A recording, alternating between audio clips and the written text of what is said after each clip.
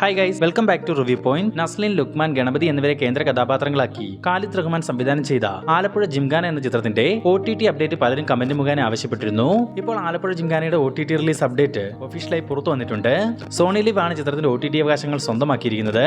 ഈ വരുന്ന ജൂൺ 5-ാം തീയതി സോണി ലിവിലൂടെ ആലപ്പുഴ ജിംഖാന OTT-യിൽ സ്ട്രീമിംഗ് ആരംഭിക്കും. കൈദി 2-ന് മുമ്പായി കാർത്തി അഭിനയിക്കുന്ന ഒരു ചെറിയ സിനിമയുടെ പ്രഖ്യാപനം ഇന്ന് നടക്കുകയുണ്ടായി. കാർത്തിക്കൊപ്പം വടിവേലു, കല്യാണി പ്രിയദർശൻ എന്നിവർ പ്രധാന വേഷങ്ങളിലെത്തുന്ന ഈ ചിത്രം സംവിധാനം ചെയ്യുന്നത് ടാണാക്കാരൻ എന്ന സിനിമയുടെ സംവിധായകനായ തമിഴാണ്. നിലവിൽ പ്രീ പ്രൊഡക്ഷൻ വർക്കുകൾ നടന്നു വരുന്ന കാർത്തി 24-ന്റെ ചിത്രീകരണം ഈ വരുന്ന ജൂൺ 29 മുതൽ രാമേശ്വരത്ത് വെച്ച് ആരംഭിക്കും.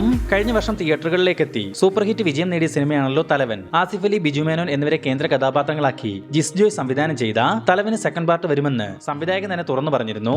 എങ്കിൽ കൂടി നിലവിൽ തലവൻ 2-ന്റെ സ്ക്രിപ്റ്റ് വർക്കുകൾ പോലും പൂർത്തിയായിട്ടില്ല.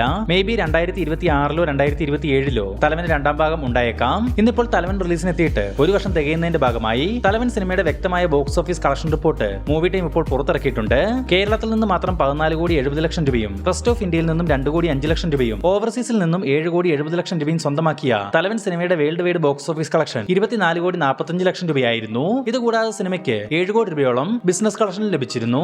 ധനുഷ്, നാഗാർജുന, രശ്മിക മന്ദാന എന്നിവരെ കേന്ദ്ര കഥാപാത്രങ്ങളാക്കി ശേഖർ കമ്മൂല സംവിധാനം ചെയ്ത കുബേര എന്ന ചിത്രത്തിന്റെ ട്രാൻസ് എന്ന പേരിൽ ഒരു വീഡിയോ പുറത്തു വന്നിട്ടുണ്ട്. ഈ ഒരു വീഡിയോ കണ്ടിട്ട് ഒരു ടീസർ പോലെയാണ് തോന്നിയത്. മാത്രമല്ല ധനുഷിനും നാഗാർജുനയ്ക്കും മികച്ചൊരു പെർഫോമൻസിനുള്ള സ്പേസ് കുബേരയിൽ ഉണ്ടെന്ന് തോന്നുന്നു. ഈ വരുന്ന ജൂൺ 20-ാം തീയതി പാൻ ഇന്ത്യൻ റിലീസായി കുബേര തിയേറ്ററുകളിലേക്ക് എത്തും. ജയറാമിനെ നായകനാക്കി ജൂഡ് ആന്റണി പുതിയൊരു സിനിമ സംവിധാനം ചെയ്യാൻ ഒരുങ്ങുന്നു എന്നൊരു ന്യൂസ് കഴിഞ്ഞ ദിവസം നമ്മൾ പങ്കുവച്ചിരുന്നു. നിലവിൽ പുറത്തു വരുന്ന വിവരങ്ങൾ പ്രകാരം വമ്പൻ ക്യാൻവാസിൽ ഒരുങ്ങുന്ന ഈ ചിത്രത്തിന്റെ ബഡ്ജറ്റ് മാത്രം 40 കോടി രൂപയോളം വരുമെന്നാണ് അറിയാൻ സാധിച്ചിരിക്കുന്നത്. ഗോകുലം മൂവീസിന് വേണ്ടി ശ്രീ ഗോകുലം ഗോപാലനാണ് ഈ ജയറാം ചിത്രം നിർമ്മിക്കുക.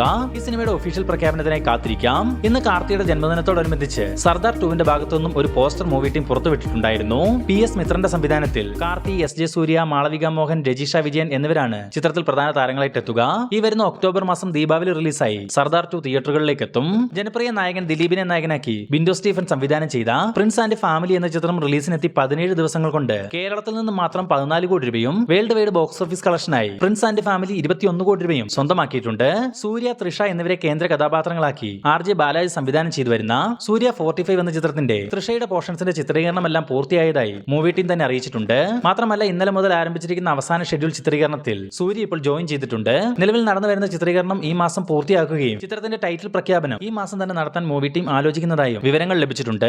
ഇൻഡസ്ട്രി ഹിറ്റ് വിജയം നേടിയിട്ടും നിറഞ്ഞ സദസ്സിൽ പ്രദർശനം നടത്തിവരുന്ന തുടരും സിനിമയുടെ 31 ദിവസത്തെ കളക്ഷൻ റിപ്പോർട്ട് ഒന്ന് പരിശോധിക്കാം. ചിത്രം റിലീസിനെത്തി 31 ദിവസങ്ങൾ കൊണ്ട് കേരളത്തിൽ നിന്ന് മാത്രം 116,50,00,000 രൂപയും വേൾഡ് വൈഡ് ഗ്രോസ് ആയി 31 ദിവസങ്ങൾ കൊണ്ട് 229 കോടി രൂപയോളവും തുടരും സിനിമ നേടിയെടുത്തു കഴിഞ്ഞു. ശിവകാർത്തികേയനെ നായകനാക്കി സുധാ കോങ്കർ സംവിധാനം ചെയ്യുന്ന പരാശക്തി എന്ന ചിത്രവും ദളപതി വിജയുടെ അവസാന ചിത്രമായ ജനനായകനും ഒരേ ദിവസം റിലീസിനെത്തുമെന്നൊരു ന്യൂസ് സോഷ്യൽ മീഡിയയിൽ പ്രചരിക്കുന്നുണ്ട്.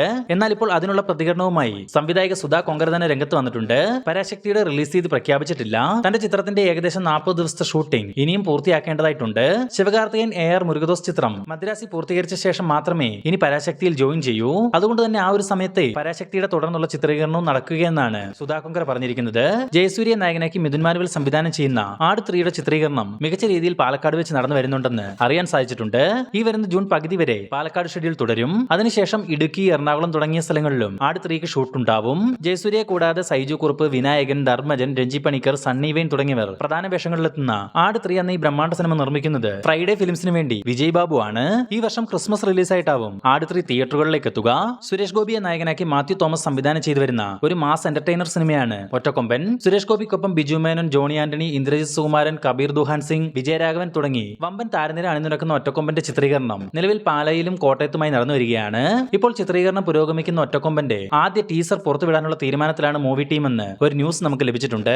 ഈ വരുന്ന ജൂൺ 26-ാം തീയതി സുരേഷ് ഗോപിയുടെ ജന്മദിനത്തോടനുബന്ധിച്ച് ഒറ്റക്കൊമ്പന്റെ ആദ്യ ടീസർ പുറത്തുവരും. ടൊവിനോ തോമസ്, സുരാജ് വെഞ്ഞാറമൂട്, ചേരൻ തുടങ്ങിയവർ പ്രധാന വേഷങ്ങളിലെത്തി കഴിഞ്ഞ ദിവസം തിയേറ്ററുകളിലേക്ക് എത്തിയ നരിവേട്ട എന്ന ചിത്രത്തിന്റെ 3 ദിവസത്തെ കളക്ഷൻ റിപ്പോർട്ട് ഒന്ന് പരിശോധിക്കാം. ചിത്രം 3 ദിവസങ്ങൾ കൊണ്ട് കേരളത്തിൽ നിന്ന് മാത്രം 4,90,00,000 രൂപയും വേൾഡ് വൈഡ് ഗ്രോസ് ആയി ചിത്രം 7 കോടി രൂപയും സ്വന്തമാക്കിയെന്ന് അറിയാൻ സാധിച്ചിട്ടുണ്ട്.